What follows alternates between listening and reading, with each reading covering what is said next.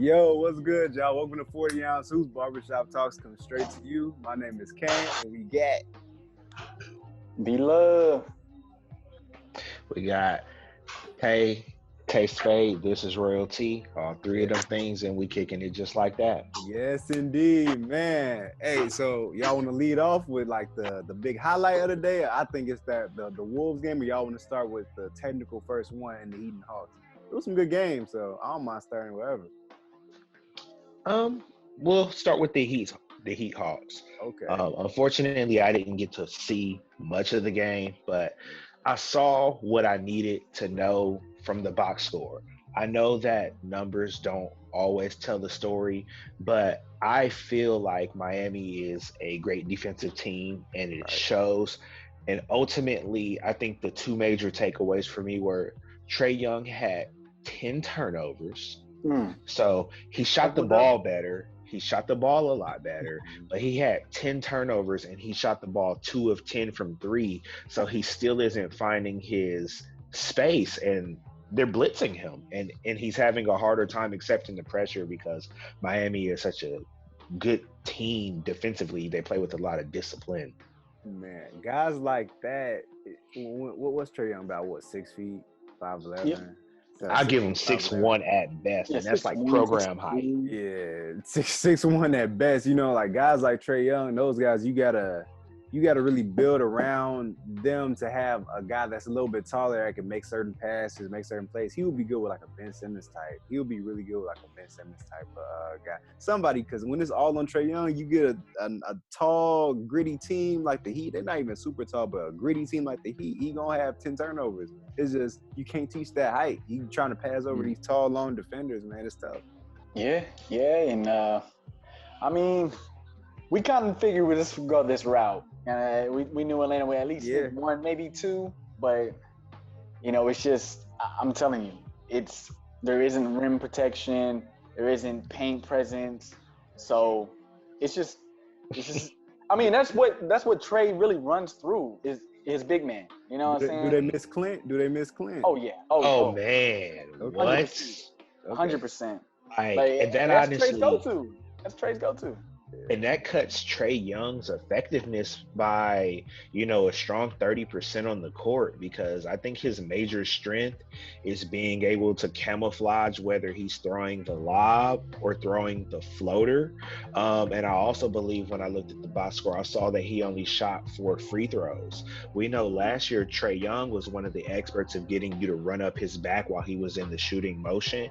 But now while he's coming downhill at you, Collins is just getting back healthy off the hand injury. With Clint Capella being out, you're not as threatened by Trae Young coming downhill. And I think because of that, now he can't step back into space with confidence and give you ice Trae. Instead, he's just cold.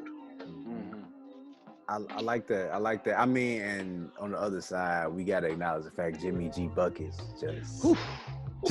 Man, drop a good 45. Nasty 45 too. Jimmy G, man. Jimmy G just went ahead and did what he had to do. And I think the Heat gonna do what they gotta do this whole round and series. I don't think no surprises gonna really come. Maybe the Hawks sneak one in, maybe. But I would normally say, being a resident of Atlanta, I know the city really rocks with Trae Young. But this year, I don't feel it. Last year going into the playoffs, they were a much hotter team. Nate McMillan had turned that team around and got them playing great basketball on the back end of the year straight into playoffs. And sure, we still got Nate McMillan there as the coach, but the Hawks just haven't felt as convincing this year, even though their pieces are the same. I mean, end of the day, man, the Hawks are battling for a playoff spot in the play-in. End of the day, they had all season to get it together. They are going against the first seed and they're the 8th seed. End of the day, it wasn't no crazy injury, so they are. Look, what the coach say on that meme? They are who we thought they were. They are who we thought they were. Man, okay. So you did mention Jimmy B. We do have to give him his credit because the 45 was strong. I remember, watching game 1 at my brother's house on Easter Sunday, and there was a situation where Jimmy Butler had like a stare down three. He caught somebody, he jab stepped them, and then he flung it. And I said, he's not like that. Those were the first words out of my mouth. He's not like that. My mom looked over at me like, he just showed you he was. Yeah. And I also see tonight, he also shot the ball well again from three at 4 of 7. I mean, that's about as efficient as you can do it as a scorer. They've been screaming Jimmy can't shoot threes. They've been saying that. So I'm glad he shut them up with that. He one of those guys, no matter what the percentages say, put the money on the line and you're going to see what he does. Bran, what you think? Absolutely. He's dual threat on offense, defense. He can do it all. He's showing. I don't know. Has he been in the USA games before? Like he went to the Olympics before? Yeah. Okay. So yeah, he's well deserved. He's well rounded, well coached. I mean, there's nothing to Jimmy. Like I can't really say that he's not that guy. You know what I'm saying? Like Jimmy he can go with any team. He is that guy. He can go to any team and just everyone will just go up with him. You know what I'm saying? Like he did that back with Minnesota, and he did that when he was wasn't he in the Bulls, and now here in Miami, wherever he goes, numbers follow, wins follow. So Jimmy is the type of guy. Look, he's one of those guys. He's gonna maximize what he can do. He's one of those guys. All I know is hard work. So I don't understand it if you're not working hard. Hard work be talent. If talent don't work hard, he's one of those guys. A grit guy. I'm gonna maximize it. That's how he was with the Bulls. I'm a Chicago guy. That's how he was with the Bulls. That's how he got his name. He was working his ass off in the off season. He was just a role player guy. Worked his ass off in the summer. Came back, became a star. I'm also peeping that Jimmy's like style of stardom is really different because on the court, we know he's a tough guy and he's barking at people.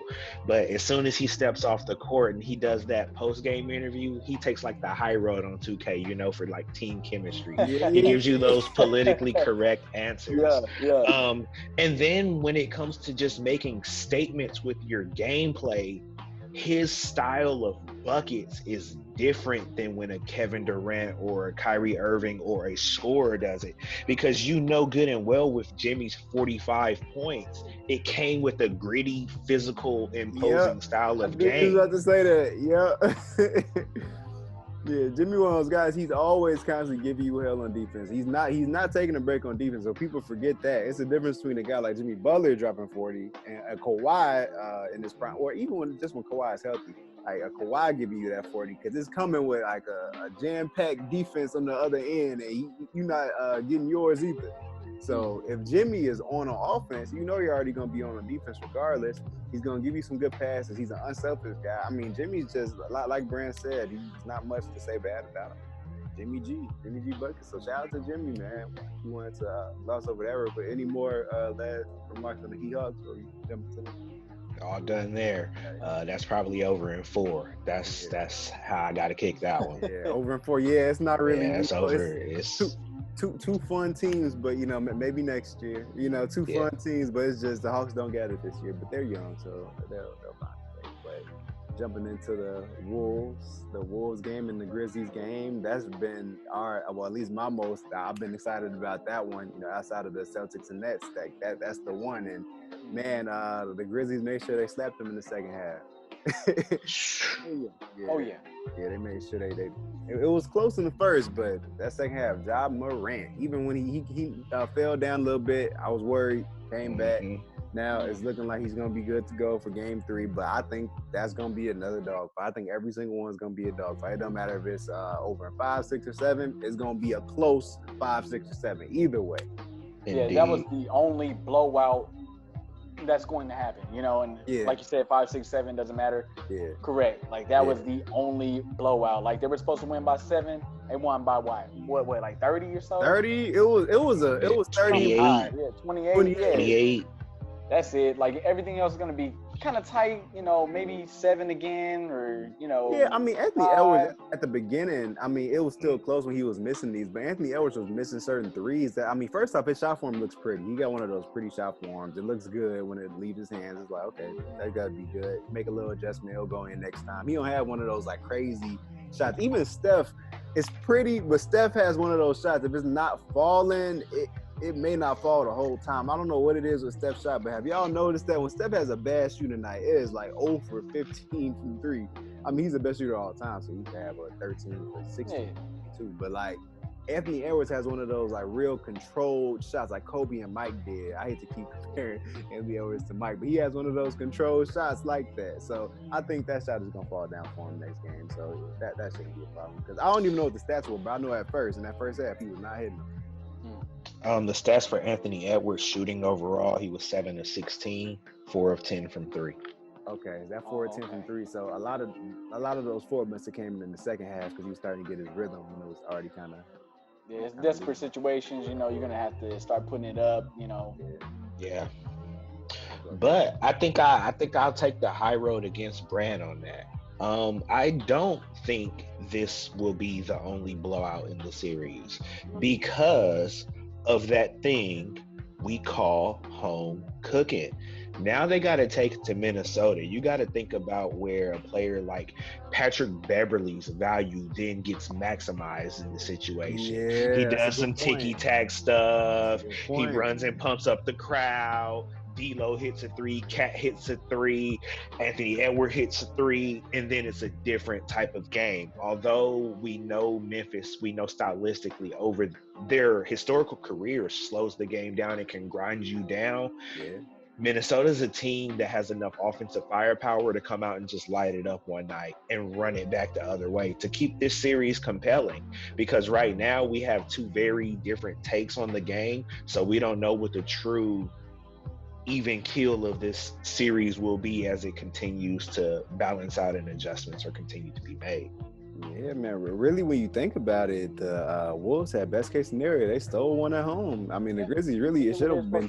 Yeah, it should have been 2-0, but I mean, it should have been 2-0 the Grizzlies' way, but they got to steal one, and now they're going back to Minnesota. It's 1-1. It's going to be what? It's going to be 2 games in Minnesota, right?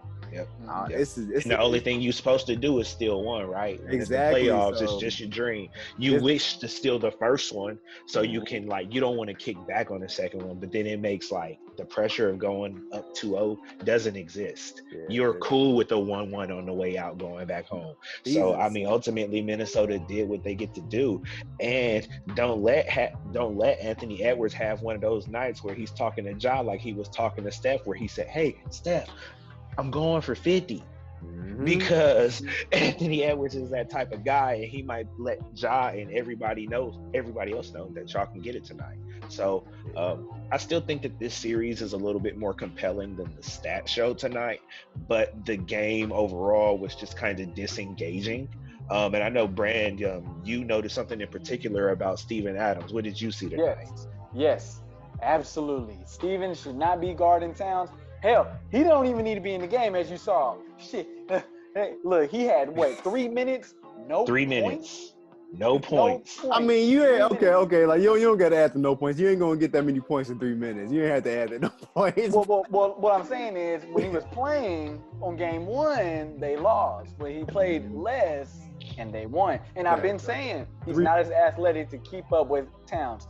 If anyone needs to be on him, it's Triple J or it needs to be Anderson, right? And I mean, Anderson was not in Triple J was not in foul trouble. Nope. So I mean, that helped out. I mean, I wouldn't say they put the clamps on Cat, but can you look up Cat's 3-point percent? I mean, he's the best big 3-point shooter in the game. Triple J is a hack too, man. So if Triple J ain't in foul trouble, that's a recipe. Tonight from 3, Towns was just 0 for 1.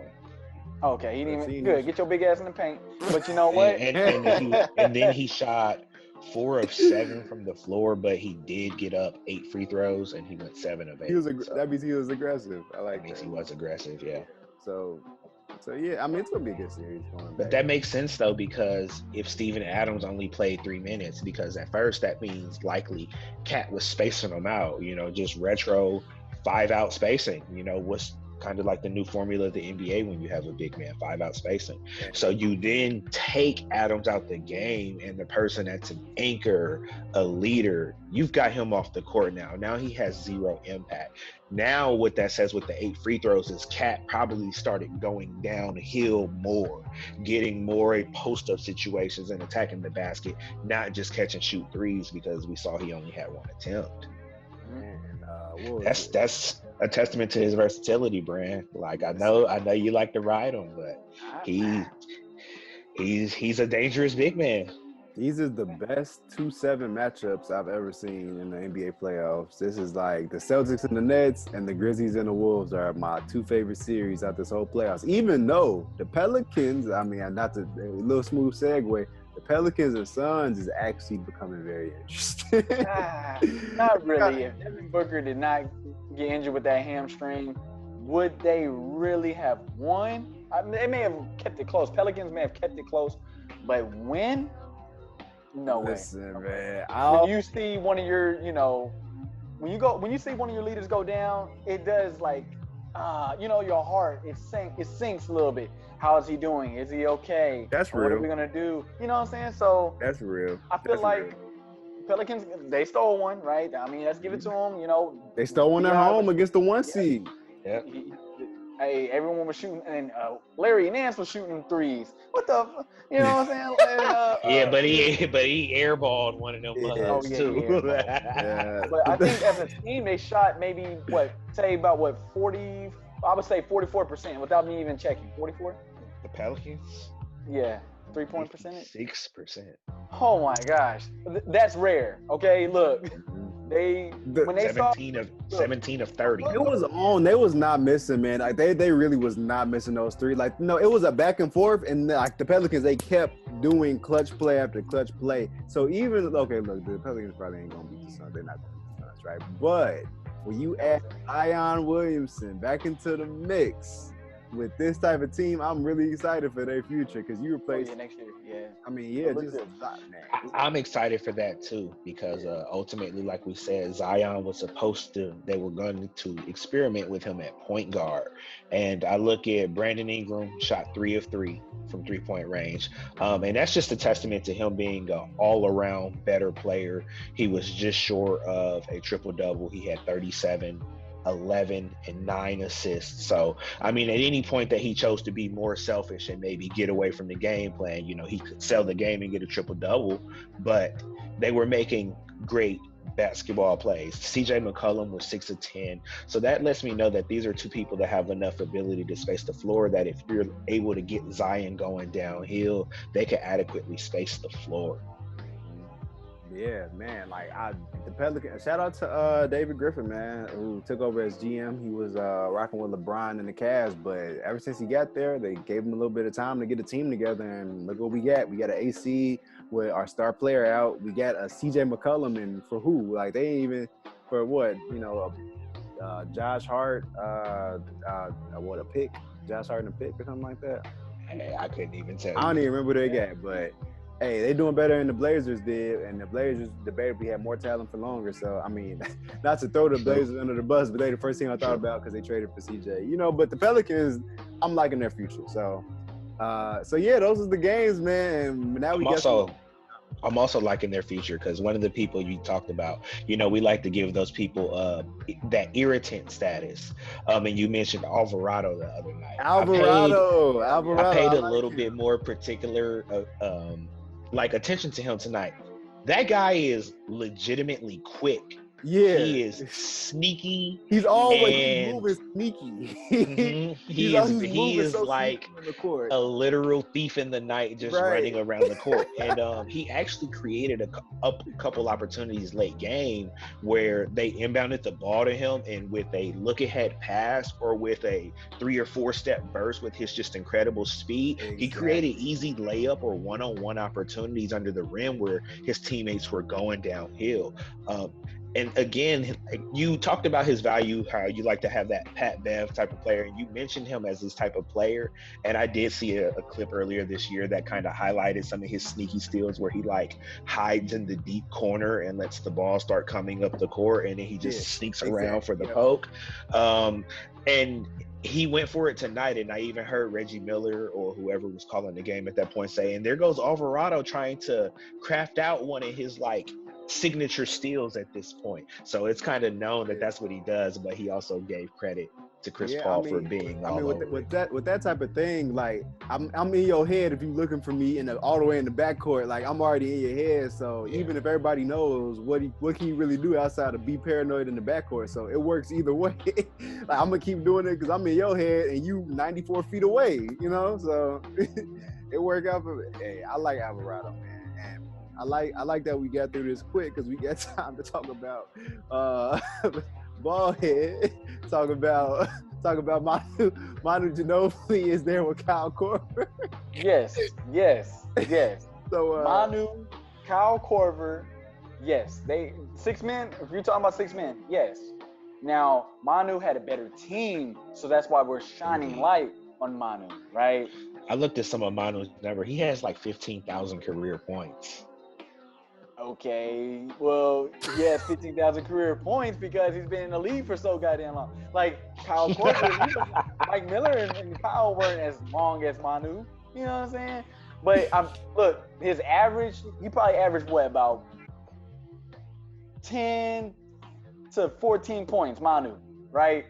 And then if you look at Mike Miller and you look at Kyle, they probably averaging 10 and 14 too. So why are you telling me Manu gets the 6-man? Like, is a better 6-man? I just pulled Kyle Korver, and he's just short of 12,000 points for his career. So Manu still put up 3,000 more. Man, I saw. And if you look at Kyle was counting faster because he was counting by threes only. Man, how many seasons Manu been in there? Manu Ginobili was a way more all-around player than Kyle Korver. Kyle Korver was a sharpshooter. Just a sharpshooter. That's what he did. Well, and not just a sharpshooter, a catch and shoot sharpshooter. Like Kyle Korver was not putting the ball on the floor at all, but I will say he was in that elite class of the Ray Allen catch and shoot. A lot of people don't give Kyle Korver that type of credit, but that's how lethal he was catch and shoot. So I get where Brandon is coming from. I know, but I guess you're saying kind of like from a quintessential 6-man standpoint, like come out and get a bucket. But like, how do you take away from like the long-term contribution and the winning pedigree that Ginobili put forth on the court season after season? Look, you put Manu off the Spurs, put him on the Pacers, right? Could he have done what he did? No. Yes, Manu Ginobili. He the coach. Tim Duncan, Tony Parker, Bruce Bowen. He had team. Listen. I've seen Manu Ginobili at 36, 37, or maybe he was 38. Block James Harden to win a series. Like he does things like that. He's done things like that. That is true. Those intangibles in the playoffs, like I'm a ball. Those type of buckets. Kyle Korver was one-dimensional, a great three-point shooter. Kyle Korver is a three-point shooter. He's not even Clay, not Steph. He's a three-point shooter. That's what you want as a 6-man. That's what I need as a 6-man. You don't want what Manu does? No. I need a shooter. I need a shooter. Ooh, and Bran, just to kind of counteract one of your points earlier, Kyle Korver played just as long as Manu Ginobili. What? Yeah, I was looking at basketballreference.com, and we have Kyle Korver, his first season being 03-04, last season being 19-20. Ginobili, his seasons were from 02-03 to 17-18. So they played about the same bracket of time, give or take one season. Give me a look. He's still on the tier. I'm telling you. Look, I didn't say Kyle is better than Manu. I said he belongs on that level, that tier, right? So I never said he's better. Don't give me that. But as far as 6-man, Lou Will, Crawford, Hero, or Tyler Hero. Yeah. And then you already got Tyler Hero. Yeah, I'm like, I do like Tyler Hero as like a 6-man, but like, do you remember what like James Harden did or what Jordan Clarkson is now doing? Like, and of course you said Lou Will. Of course you said Lou Will. James has been a 6-man. He was a 6-man just as long as Tyler Hero. Maybe longer. Tyler Hero been a 6-man for what, 2 years? Hey man, Tyler Hero is a bucket though. James was off the bench maybe 1 year in OKC. 1 year. 2, 3. What? 2, 3, yeah. Yeah, 2, 3, yeah. longer than Because Tyler Hero. that's why they were like able to not pay him. Then he left to get paid. You know how it go. Right, longer than Tyler. James was off the bench longer than Tyler Hero. Because James won 3 years, yeah. It's gonna be Hero. Look, he up there with Jamal Turok, for y'all Crawford, Lou Will. Come on, Hero. I don't think Tyler Hero gonna remain the 6th man long enough, to be honest. I agree because I agree. Well, if he leaves, he has to leave Miami for that to happen. If not, he's 6 right. He only. I don't think he has to leave. I don't even think he has to leave.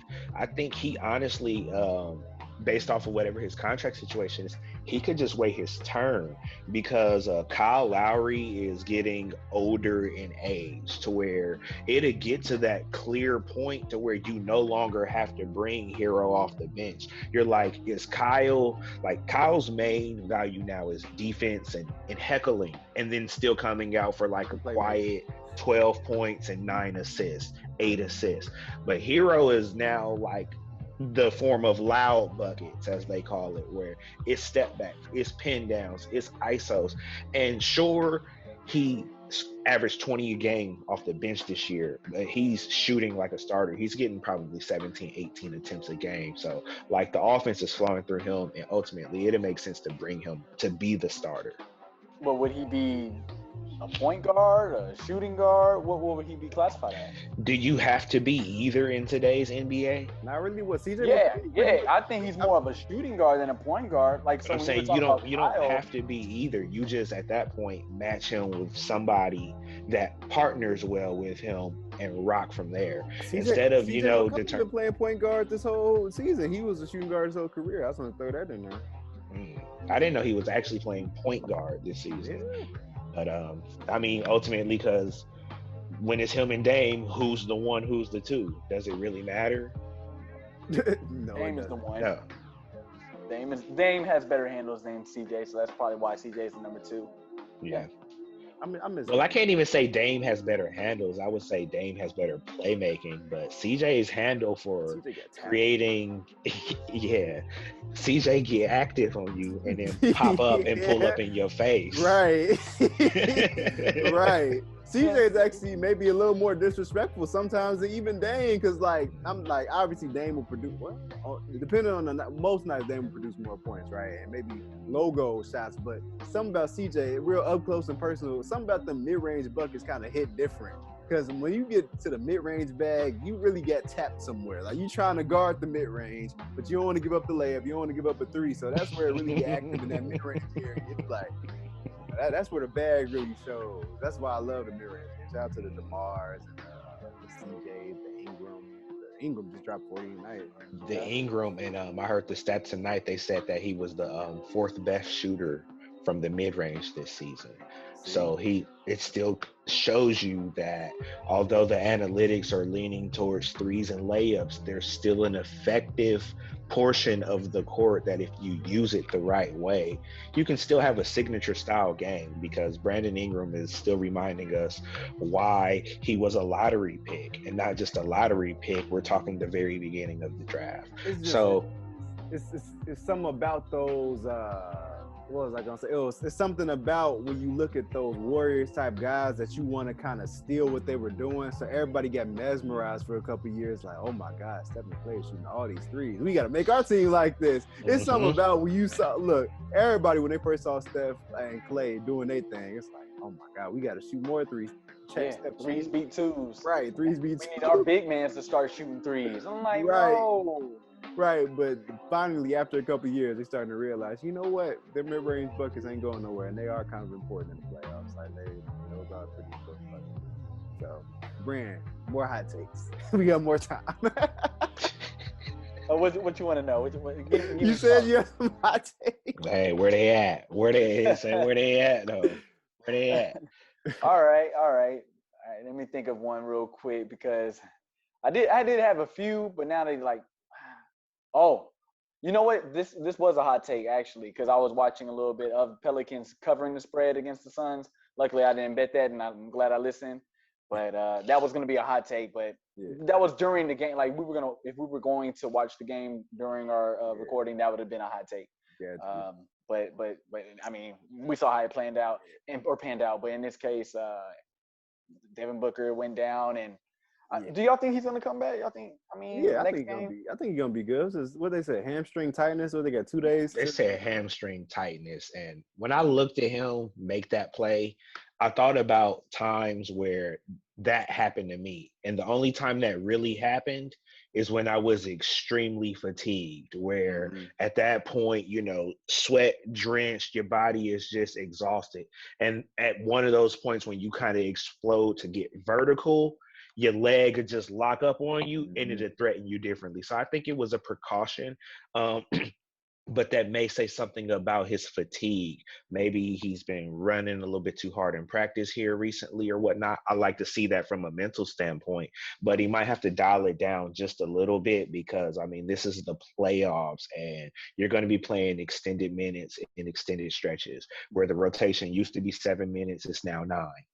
That's the side effect of the play style of a Steph Curry versus a Devin Booker. Like, I'm once again breaking down the order of mid-range. Just from what I know, you gotta jump. It's real leg oriented on those mid-range. You jumping up a lot, fading back. That's a lot. It's real hamstring dominant. Like, you gotta work a different way to get those buckets versus a 3-point shot. You a little more, you know what I'm saying? You're not using the leg like fading back. You fading forward. It's certain things like that. So that mid-range style, it can kind of wane on you, just like the gritty driving a lot like Ja Morant. That style weighing on you. The Steph Curry style is actually the easiest to do. I mean, and that's why guys become shooters over the end of their career. But I like your take on that because I never really thought about the fact that the mid-range is where all your like shot creation styles come from, because you have to generate so many different types of separation. For threes is mostly threatened downhill step back to the 3.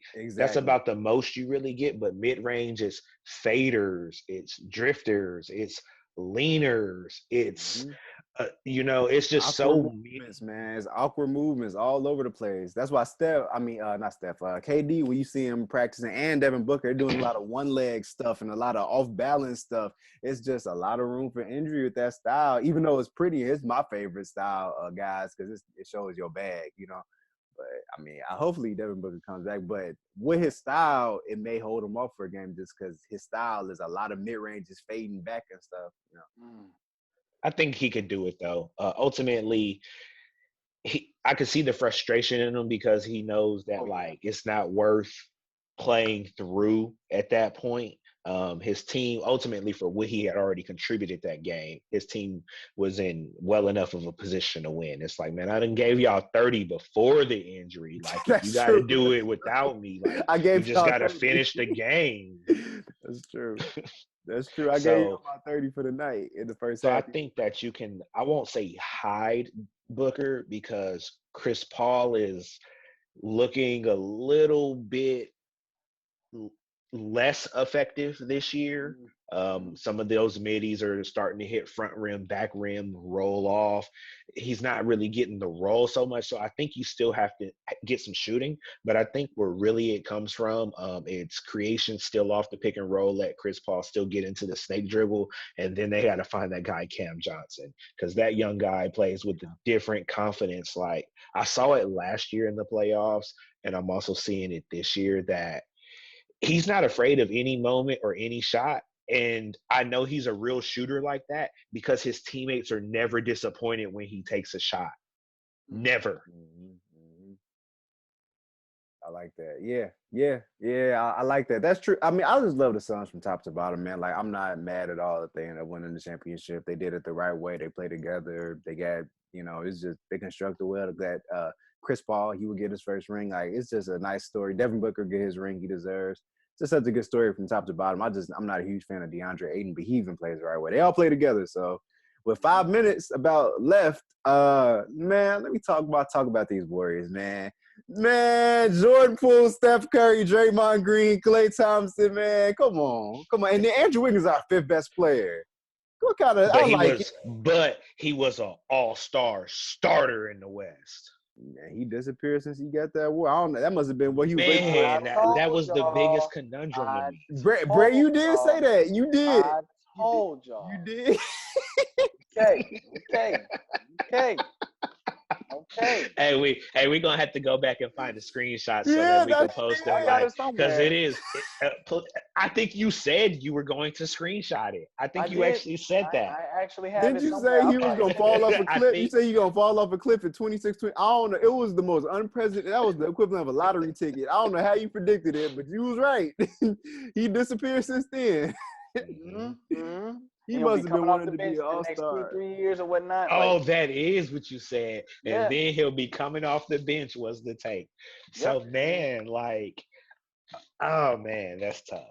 Well, before we do Andrew Wiggins all the way bad, because we can already do a whole nother segment on that. We'll get the screenshots, we'll get the actual take that you had, and we could pick that up from there. Because I think the more important thing is Jordan Poole, which I heard the stat earlier today. Since All-Star break, playoffs included, he's hit the most threes since All-Star break. And you would also think, Steph Curry was hurt, but you naturally think a guy like that, or even maybe a Chris Middleton, or maybe just a pure shooter.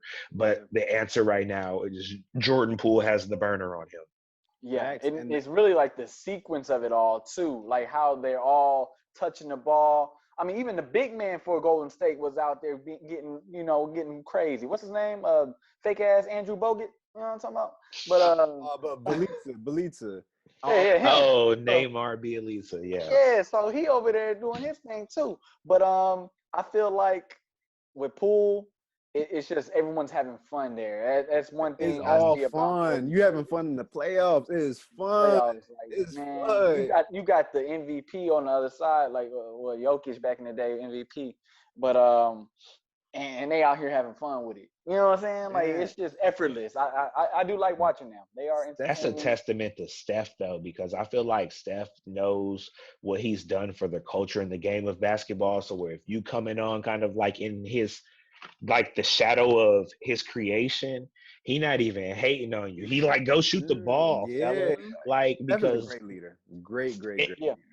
Came off the bench instead. Like, you know what? Y'all want the young homie to get some burn. You know what? I do too. It'll preserve me early when we don't have to try hard. We really don't. Let him go score 30. Let him, and then I'm gonna come off the bench and go get 30 myself. About 2 minutes left. I just want to mention one thing: Jordan Poole, with guys like that, and just guys around the NBA. A lot of people like casual takes. You talking about the MVP once somebody did for a whole season, but when you really talking about the league, well, I say less than a minute. They gave me 2 minutes, but when you talking about the league, I mean, we could start on 5 minutes. But when you talking about the league, guys, it's more important to look at the last 25 games, the second half of the season, the last 10 games. Like when you break that down, and you just mentioned that Jordan Poole hit the most threes the second half of the season. That's what you're looking at when you talking about the playoffs. You like, oh, what does Jordan Poole did in the last 15, last 20? Like, that's what matters. It don't matter what you did for a whole season. That's the casual NBA MVP awards. But nah. Yeah. Oh, if we talking about that, my guy. And Clay with the final 5 games was averaging, what, 30? Clay is getting back to form. People expect that to be overnight. I don't know why. But he is getting back to the microwave where all he got to do is catch and shoot the ball. That's all Klay Thompson honestly has to do. He can do so much more, but that's all he has to do. Let's say less than a minute. We may have to. Yeah, kind of like Kyle Korver. Told y'all. But Klay Thompson is much more than Kyle Korver, man. Defensively, you can't even do Klay like that. Defensively. You're in these Kyle Korver takes. Yeah, defensively. Mike Miller, Kyle Korver, Manu in the same 6-man level. Yes, tier. Yes. Man, well, hey, it say less than a minute, so I'm gonna sign us out. We gonna be back in 2 days. This is a nice quick one, y'all. I'm gonna split this one. Another hot take, real quick. Celtics beats the Nets both times at home at Nets' house. Nets aren't that well at home at all. Mark my words. Hot take. Reach back and remember this video. Whatever you got. It's been 40 Ounce Hoops. We gonna be right back in 1 to 2 days talking about more of these games. Celtics and Nets tomorrow, right? So that's yes, sir. So we gonna be there. All right, y'all. Yes, sir.